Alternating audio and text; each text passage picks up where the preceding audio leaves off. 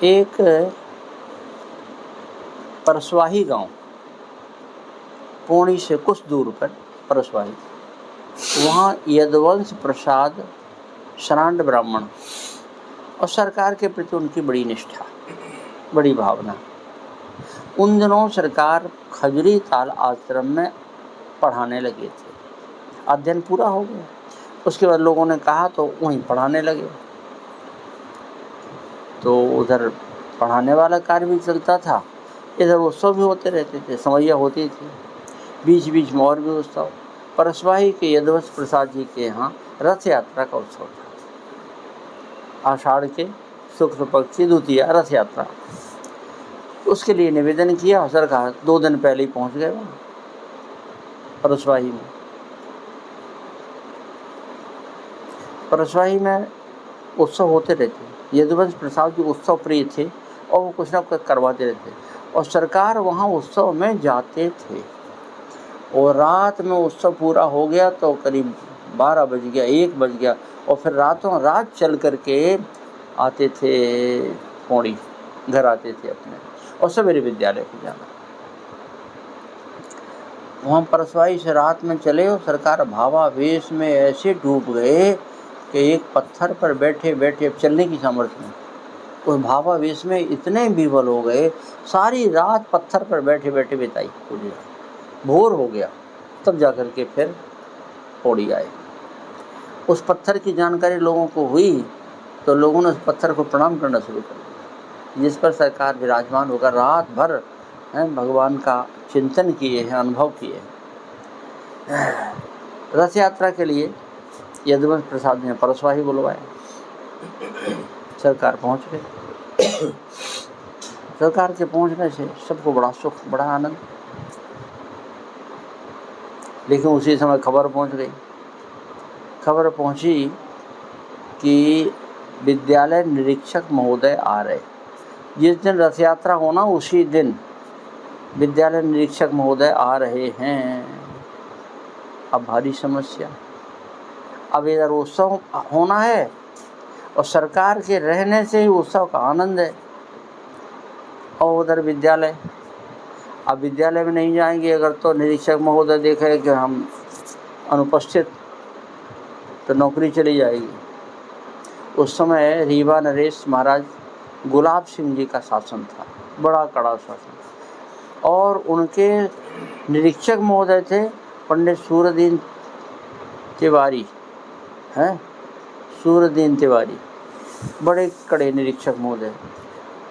उनकी बात, उनके संबंध में बात प्रचलित थी कि जो पंडित सूर्यदीन ने निर्णय दे दिया वो राजा का आदेश, वो राजा का आदेश है, गुलाब सिंह जी का आदेश है, फिर उसमें राजा को कोई हेर फेर नहीं करना है, जो उन्होंने कह दिया तो कह दिया। अब समस्या, सब लोगों ने कहा जाइए, नौकरी चली जाएगी। सरकार ने कहा हम उत्सव के लिए आ गए हैं, उत्सव के लिए आ गए हैं। यद्यपि नौकरी भी हम भगवान की सेवा समझ कर करते हैं, लेकिन यहाँ तो साक्षात उत्सव भगवान का हो रहा है। अब उत्सव छोड़ करके हम नौकरी के लिए जाएं, अच्छी बात नहीं है, हम नहीं जाएं।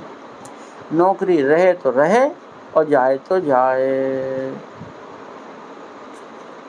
क्योंकि उत्सव साक्षात परमार्थ का स्वरूप है, और हमारा नौकरी करना, नौकरी का उतना महत्व नहीं है, तो हम नहीं जाएंगे।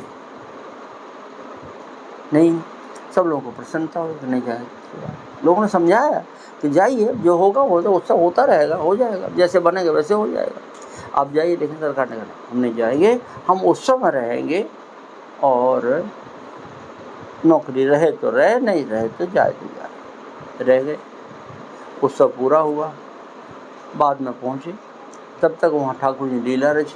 क्या लीला रची? लीला ये रची कि जिस दिन निरीक्षक महोदय को आना था तो विद्यालय का समय 10 बजे से, और निरीक्षक महोदय आ गए 7 बजे, और 7 बजे आ गए।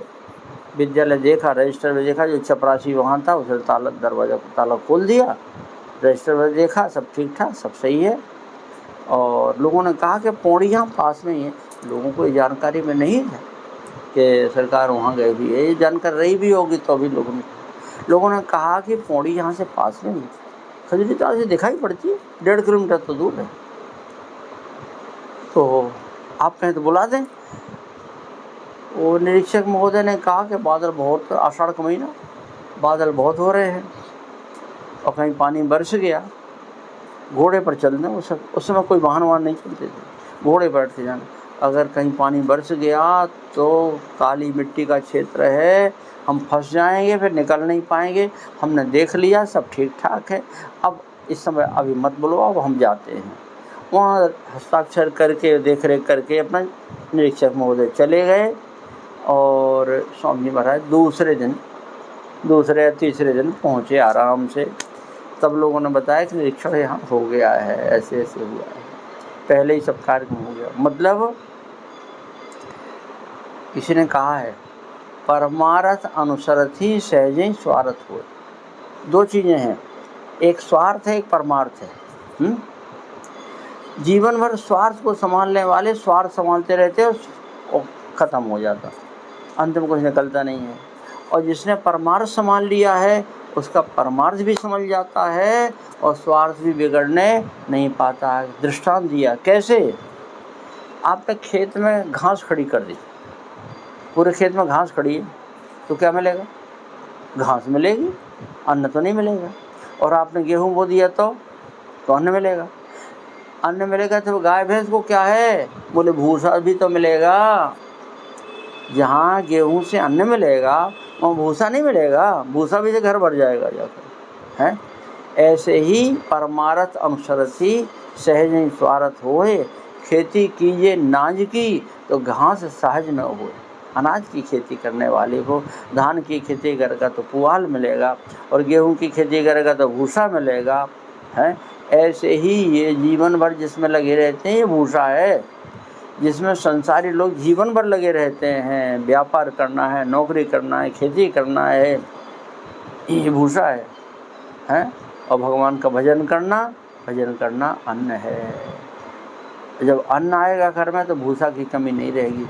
कितने महापुरुषों ने संसार को किनारे कर दिया है, स्वार्थ को छोड़ दिया है, परमार्थ संभाला है। धन्ना जी महाराज खेत देखना नहीं जाते थे तो उनकी रखवाली किसने की? अरे रखवाली नहीं की, बीज भी बो दिया। ठाकुर जी ने बिना बीज के ही उनकी खेती तैयार कर दी।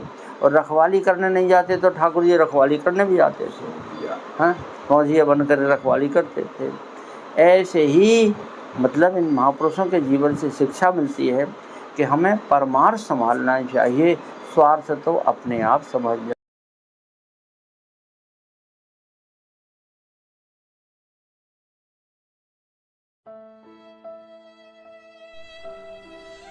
इनको लकवा मारने के बाद 1 महीने तक अपने बिस्तर पर पड़े रहे। दुर्भाग्य हमारे समाज का, कोई हाथ नहीं लगाता था, बेचारे खिसक खिसक के लेटरन करते थे। आज अस्वस्थ संत सेवा ट्रस्ट आपकी देख रहे हैं आप किस प्रकार से स्नान करा रही है और इनको हर प्रकार के इलाज की सुविधा अब चलने लगे हैं ये। और मेरे प्यारे भाइयों, जिंदगी में कठिनाइयां हमें सही रास्ता दिखा जाती हैं, अवश्य ही उनसे घबराना नहीं चाहिए। जय श्री राम। कि इसको गहराई से देखें, इसको हृदय से देखें, धरातल पर या नहीं। खूब परीक्षा लेकर इसमें दृढ़ता के साथ कूद पड़िए। तन से, मन से, धन से भगवान ने हमें जिस योग बनाया है, हमारा आने वाले समय में ना ये तन रह जाएगा हमारे पास, ना धन रह जाएगा हमारे पास, और ना समय रह जाएगा हमारे पास। तो जो मिला है हमें, जो भगवान ने दिया है हमें अपनी आवश्यकता से अधिक, उसकी सार्थकता तो तभी है जब हम दूसरों के काम में लगाएं, चाहे वो तन हो, चाहे मन हो, चाहे बुद्धि हो, चाहे विवेक हो, चाहे धन हो।